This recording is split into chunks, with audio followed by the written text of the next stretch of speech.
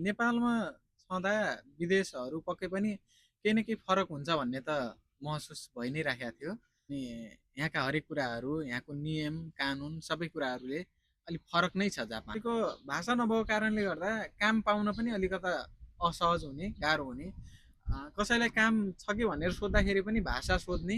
अनि त्यो कारणले गर्दा चाहिँ काम पाइहाल्यो भने पनि अलिक टाढा पाउने। अनि त्यो खालको समस्या काम खोज्नलाई पनि समस्या भयो। 28 घण्टाको कामको सीमाले जीवन कस्तो असर पार्दो रहेछ त जापानमा? Hello guys, welcome to back my another video.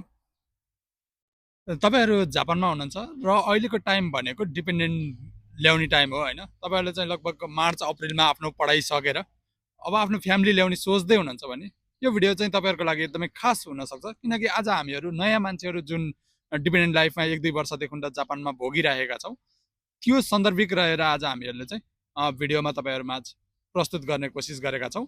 आज मसँग मेरो साथी हुनुहुन्छ निरजजी। तपाईँहरू चाहिँ हाम्रो च्यानलमा नयाँ हुनुहुन्छ भने प्लिज सब्सक्राइब गरेर साथ दिनु होला र तपाईँहरूले तपाईँको रिलेटिभ्सहरू तपाईँको फ्यामिली आउँदै हुनुहुन्छ भने यो भिडियो चाहिँ उहाँहरूमा सेयर गर्नु होला, किनकि योबाट तपाईँहरूलाई धेरै कुराहरू सिक्ने मौका मिल्नेछ।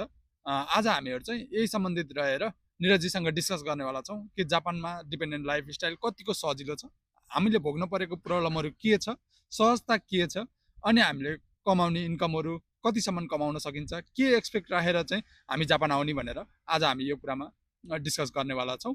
हामीसँग हुनुहुन्छ निरजजी, उहाँसँग नै कुरा गरौँ है त।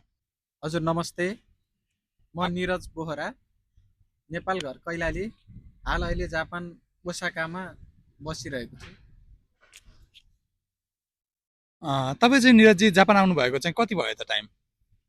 म जापान आएको 1.5 वर्ष जति भयो।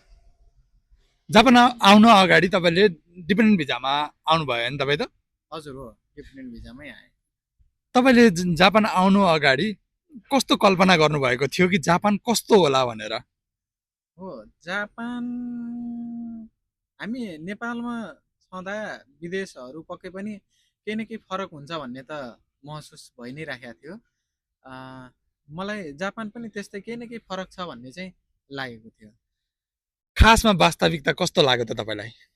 वास्तविकता जापान आइसकेपछि हजुर, जापान चाहिँ फरक नै रहेछ होइन। यहाँको तपाईँको प्रविधि विकासका कुराहरू हेर्ने हो भने पनि, अनि यहाँका हरेक कुराहरू, यहाँको नियम कानुन सबै कुराहरूले अलिक फरक नै छ। जापान फरक नै भेटाएँ। डिपेन्डेन्ट भिजामा तपाईँ आइसकेपछि यो विगतको 1.5 वर्षमा तपाईँले सुरुको टाइममा चुनौती कस्तो खाले पाउनुभयो, के पाउनुभयो चुनौती?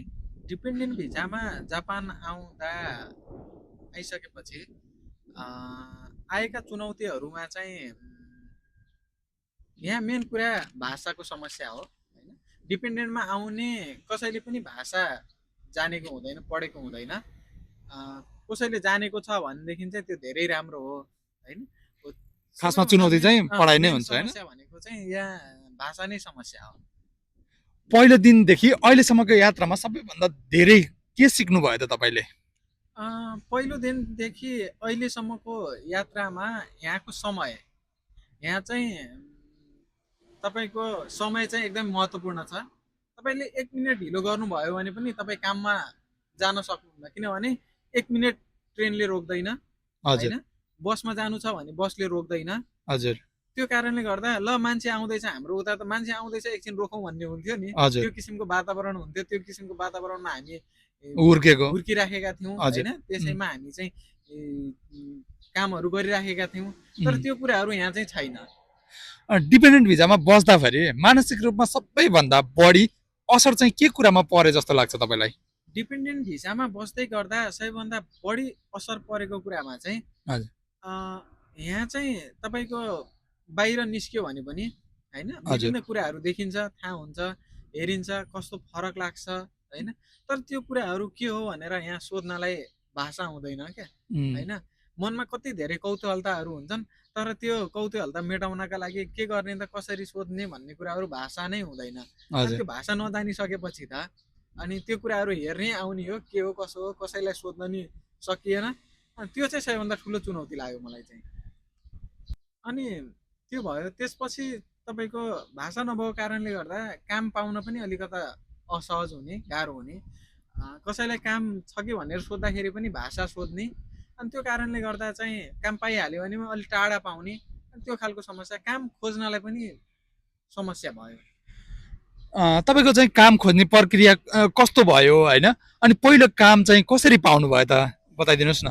मेरो काम खोज्ने प्रक्रिया म आउनुभन्दा अगाडि नै मेरो श्रीमतीले हजुर यहाँ एउटा कामको कुरा गर्नुभएको थियो। हजुर अनि त्यो काम नै सुरु गरेँ मैले फर्स्टमा त। सजिलो भएछ है फ्यामिली भएको कारणले गर्दा। हजुर। अनि एउटा काम सुरु गर्नलाई चाहिँ त्यस्तो गाह्रो भएन। हजुर। अनि यहाँको बसाइ एउटा कामले मात्रै पुग्दैन नि त। हजुर। अनि त्यो कारणले गर्दा त्यसपछि अब 3 दिन काम थियो, त्यो चाहिँ 7 घण्टा हुन्थ्यो, 21 घण्टा भयो। हजुर। हैन, अनि त्यो 3 दिनको कामले पुग्दैन। अनि नपुगेपछि अर्को काम खोज्नलाई चाहिँ अलिकता सकस परेको थियो मलाई चाहिँ। हजुर। अनि त्यसको लागि चाहिँ त्यही काम सुरु गरिसकेपछि त्यतैबाट कन्ट्याक्ट बनाउँदै सोध्दै अरूलाई गर्दै अनि त्यसरी चाहिँ काम चाहिँ खोजियो। 28 घण्टाको कामको सीमाले जीवन कस्तो असर पार्दो रहेछ त जापानमा? 28 घण्टाको कामको सीमाले त जीवनयापनमा धेरै गाह्रो छ, किनभने जापान महँगो छ। हजुर। हरेक कुराहरू महँगो छ यहाँ। अनि हामीलाई दिइने 28 घण्टाको सीमितताले चाहिँ हाम्रा आफ्ना आवश्यकताहरू पुरा गर्न हैन, केही पैसाहरू, यहाँको खर्चै टार्न गाह्रो छ। अनि हामी त केही कमाउने भन्ने उद्देश्यले आयो, त्यो कारणले गर्दा पैसा जोगाउनलाई चाहिँ समस्या छ। तपाईको चाहिँ श्रीमती काममा हुँदा तपाईको दैनिकी रुटिन चाहिँ कस्तो खाले हुन्छ त? श्रीमती काममा हुँदा म पनि काममा हुन्छु। हजुर। बिहानै उनी भन्दा अगाडि नै म निस्किन्छु। हजुर। अनि त्यसपछि साँझ सँगसँगै पुग्छौँ। म भन्दा अलिकता अगाडि उनी पुग्छिन्। हजुर। अनि त्यसपछि म पुग्छु। जे होस् तपाईहरु सँगसँगै हुनुहुन्छ फ्यामिलीहरु, त्यस्तो खासै प्रब्लम चाहिँ तपाईलाई भइरहन्छ हैन। कसैको चाहिँ कस्तो हुन्छ भन्दा बिहान एउटाको ड्युटी, बेलुका एउटाको ड्युटी, ताल पर्यो भने डिपेन्डेन्टमा बसेको बुढाबुढी भेट नहुने पनि सन्दर्भ जापानमा धेरै देखिन्छ हैन। त्यस्तो चाहिँ तपाईलाई प्रब्लम रहन्छ, त्यसको लागि चाहिँ एकदम खुसी लाग्यो। त्यस्तो एकपल्ट मेरोमा परेको थियो। ए हजुर। त्यस्तो परेको थियो। कस्तो थियो भन्दाखेरि चाहिँ मैले साँझको काम पनि एउटा सुरु गरेको थिएँ। हजुर। अनि बिहानै जान्थे 8 बजेको काम सुरु गर्नका लागि चाहिँ 6 बजे निस्किनु पर्थ्यो। अनि 6 बजे निस्क्यो भने फेरि 6 बजेदेखि साँझको 6 बजेदेखि अर्को काम थियो। अनि त्यो हुँदाखेरि म चाहिँ घर आउन पाउँदैन थिएँ। अनि उनको नाइट काम थियो त्यतिखेर, नाइट काम थियो। अनि म रुम आइपुग्दासम्म 11 बज्थ्यो। अनि उनी चाहिँ बिहान साँझ हैन, रातिको काम गर्नलाई चाहिँ 8 बजेतिर नै रुमबाट निस्किनु पर्थ्यो। अनि त्यो निस्किसकेपछि बिहान म चाहिँ 6 बजे नै निस्किनु पर्ने, अनि म निस्किँदा ऊ आइनपुग्ने। हजुर। अनि त्यो हुँदा चाहिँ लगभग 2 दिन जस्तो चाहिँ भेट नहुने पनि हुन्थ्यो। अनि तपाईँ सुरुबाटै ओसाकामै हुनुहुन्छ हैन? म ओसाकामै छु सुरुदेखि।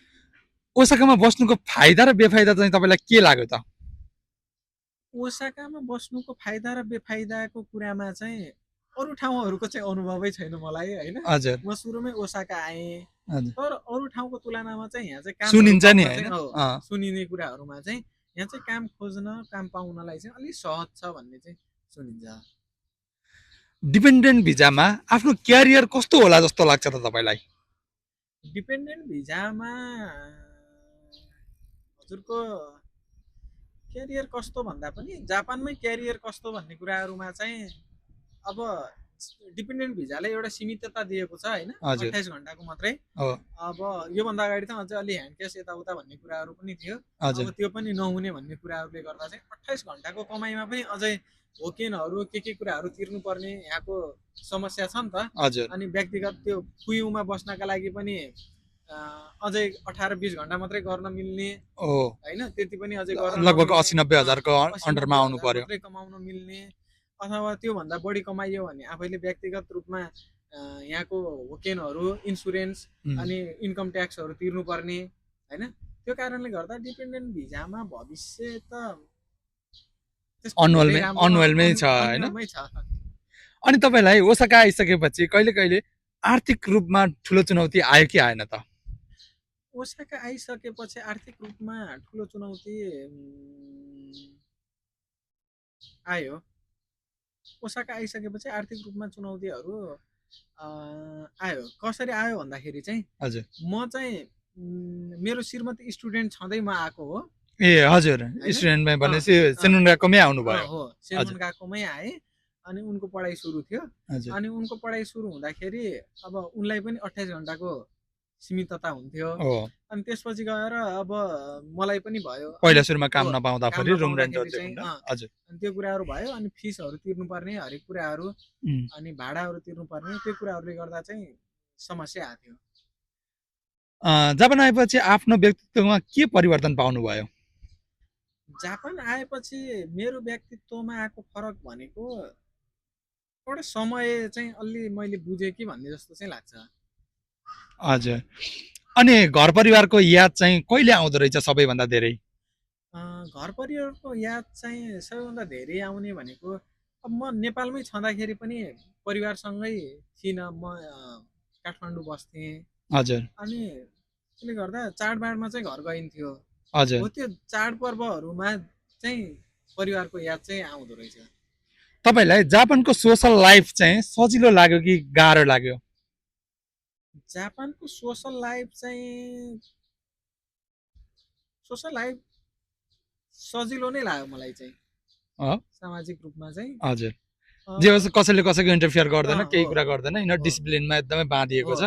त्यो कारणले गर्दाखेरि चाहिँ अलिकति सहज नै छ। कसैले केही भन्ला भन्ने नि छैन, कोही आएर केही गर्देला भन्ने पनि छैन। सेक्युर छ। सेक्युर छ। त्यो कारणले गर्दा सहज नै लाग्यो। डिपेन्डेन्ट भिजामा आउने सोच बनाइरहेका नेपाली दाजुभाइ तथा दिदीबहिनीहरूलाई चाहिँ तपाईँको सुझाव चाहिँ के हुन्छ त? अब आउँदै गर्नुभएका दाजुभाइहरू दिदीबहिनीहरूलाई चाहिँ सबैभन्दा उहाँहरूले चाहिँ के कुराहरू नेपाल छँदै अब किनभने अब डिपेन्डेन्टमा जापान जाने हो भन्ने कुराहरू त उहाँहरूलाई थाहा हुन्छ होइन। घरमा बसिराख्दाखेरि केही न केही कुराहरू अध्ययन गरेर जापानको बारेमा केही जानकारीहरू युट्युबहरूतिर होइन हेरेर अनि त्यसपछि गएर भाषा होइन, भाषा त यहाँ रोक्यो, भाषा नजान्ने भने भाषा त केही कुराहरू चाहिँ वहीँ सिकेर आउनुभयो भने अनि यहाँ आइसकेपछि चाहिँ अलिक सहज हुन्छ। तपाईँले चाहिँ भविष्यमा जापानमा चाहिँ कुन भिजामा क्यारियर छ जस्तो लाग्छ? जापानमा गर्न सक्यो भनेपछि चाहिँ होइन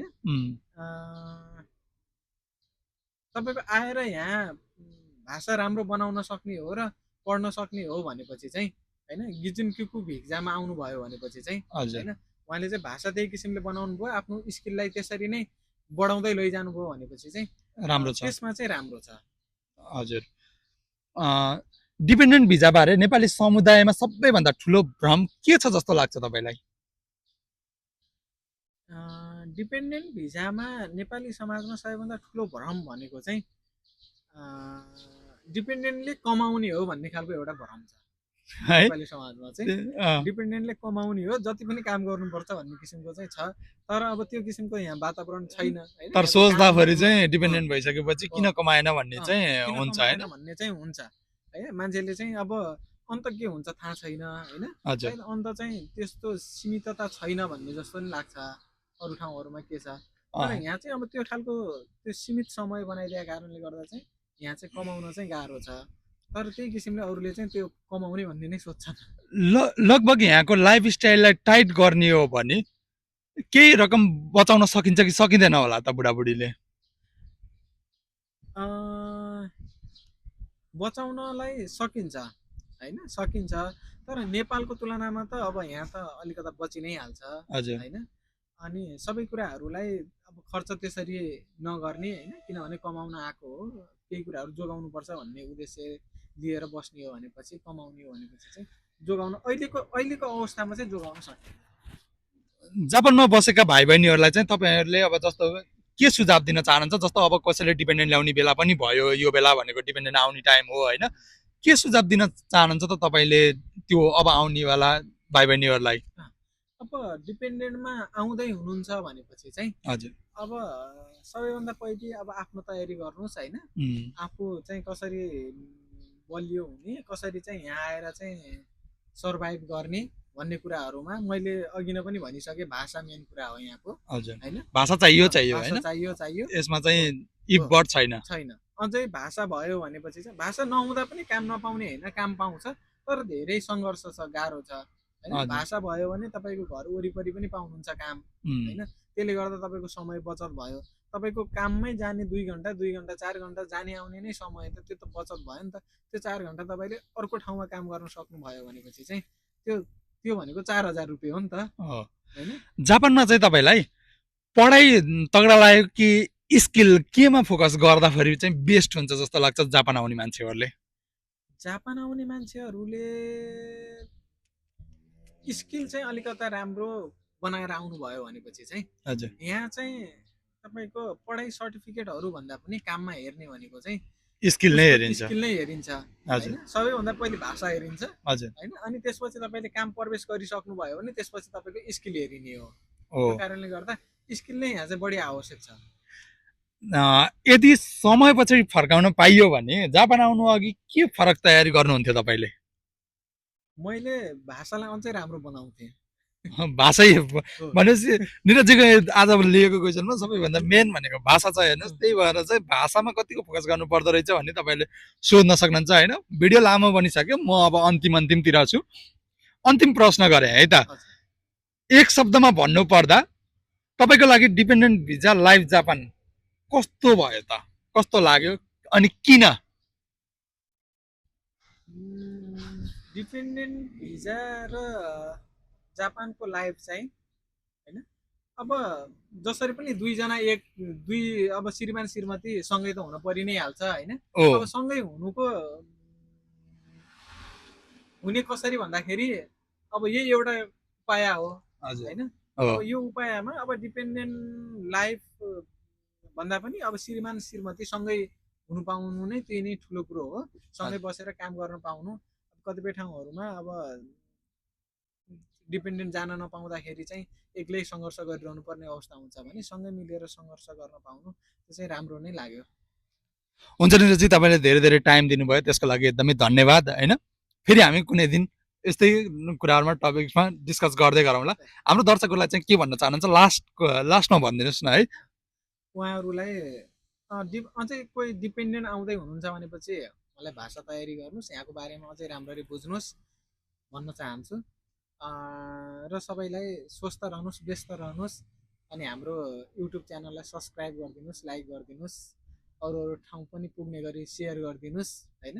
अब कोही डिपेन्डेन्टमा आउँदै हुनुहुन्छ तपाईँको आफन्त भने पनि उहाँलाई पनि सेयर गरिदिनुहोस्। आजलाई यति नै भन्न चाहन्छु। हुन्छ साथीहरू, हाम्रो रमाइलो गफ यहीँ टुङ्गिएको छ। तपाईँहरू हाम्रो च्यानलमा जोडिनु भएको छैन भने प्लिज जोडिनु होला। जापानको यस्तै भिडियोहरू अहिलेको नयाँ कन्टेस्टमा, किनकि अहिलेको टाइममा भनेको एकदमै गाह्रो भइसकेको छ हैन। ताकैची आए कुन्द तपाईँको नियमहरू बदलिरहेको छ। त्यो कारणले गर्दाखेरि अलिकति गाह्रो भइसकेको छ। हामी यस्तै जानकारीमूलक भिडियोहरू, भ्लगहरू, तपाईँहरूलाई चाहिने चिजहरू सबै कुराहरू मेरो भिडियोमा पाउनुहुनेछ तपाईँहरूले हैन। त्यो चाहिँ हेर्नु होला पछिको भिडियोहरूमा पनि। फेरि भेटौँला हामी अर्को भिडियोमा। Okay, by.